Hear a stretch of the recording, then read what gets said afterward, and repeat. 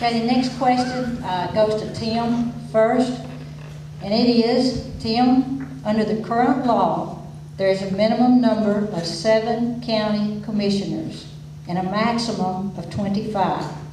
Gibson County has the maximum.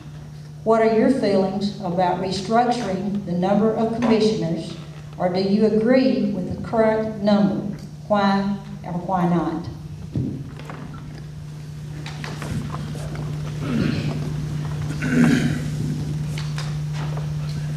We say our county is represented all across the county by our 25 commissioners. We want more input into what the government and what our county government is doing. I don't think the way to do that is by cutting out commissioners. If you just have 7 commissioners, right now we've got around 2,000 people per commissioner in our county. We have right under 50,000 people in our county.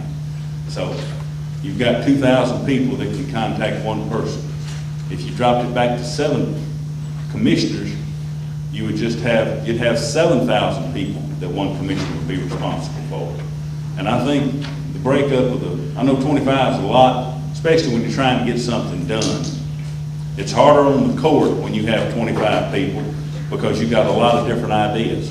But there's nothing wrong with different ideas. The more ideas we have and the more we can blend those ideas to come up with the correct answer, the better off you'll be. And I know if you can get 13 people and in some scenarios 17 people to agree on something, most of the time that answer's correct. And personally, I like the 25 commissioners for that reason, because of the representation throughout the county.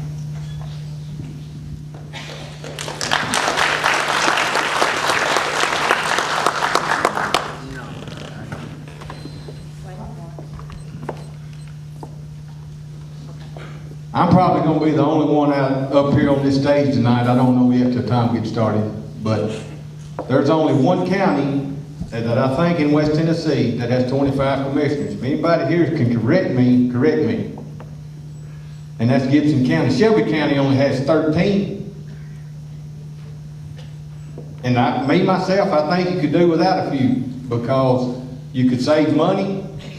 And like Tim said, I've been to county commission meetings now. They had a meeting not too long ago. They adjourned the meeting, and then they all sat there for another 30 minutes trying to decide when they're going to have the next meeting after they adjourned it.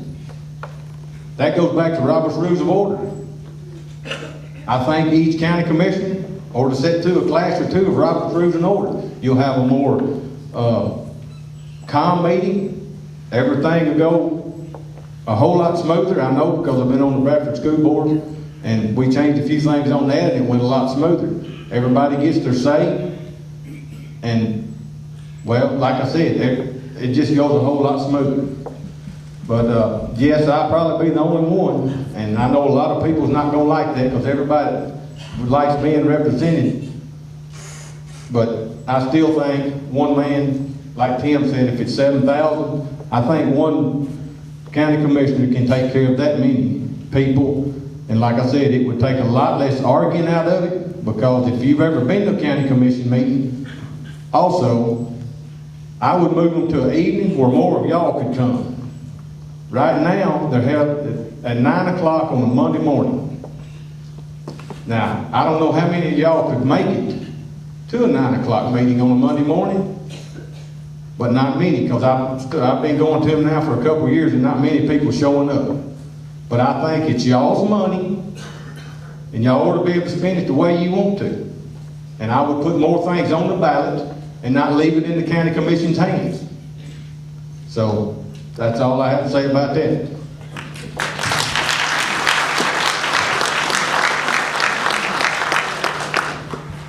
First off, before you start throwing the county commission under the bus, I want you to ask yourself this.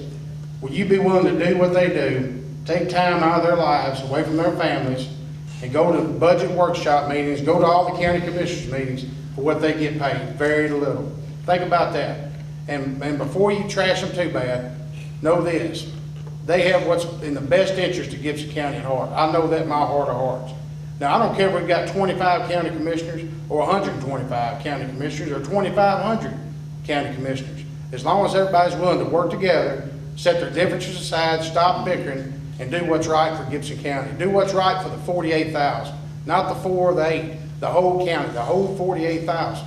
And the one thing we need to do now is get more serious about industry. I'm gonna keep harping on that, but it's the truth. We gotta do more to get the people of Gibson County back to work. And Mark spoke on this just for us briefly.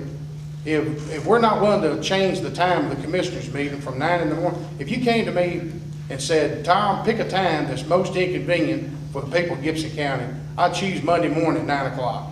I mean, everybody's got something to do Monday morning at 9 o'clock.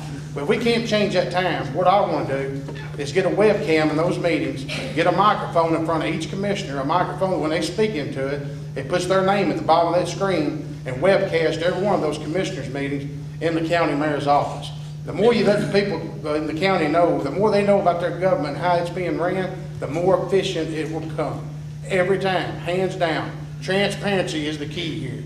If you're able to get off work at 6 in the evening like I do most times and go home and watch those meetings at your leisure and see what the people you've elected are doing for you, you're going to take a more active role in it. And I encourage each and every one of you to know who your commissioners are, know their phone numbers, and take a more active role in what they're doing for you. And I'm telling you right now, they're working hard for you. I mean, there's a lot of tough decisions we got to make out there right now, and you probably wouldn't want to be in their shoes. But, you know, I know it's easy to trash your county commissioners, but take time out the next time you see one to thank them for the time they take to represent you and do what's best for Gibson County. I mean that from the bottom of my heart. Thank you.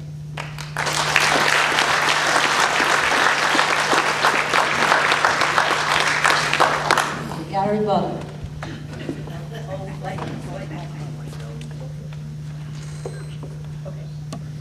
First of all, at our last meeting, we recessed and not adjourned to have another meeting, as Robert's Rules of Order states.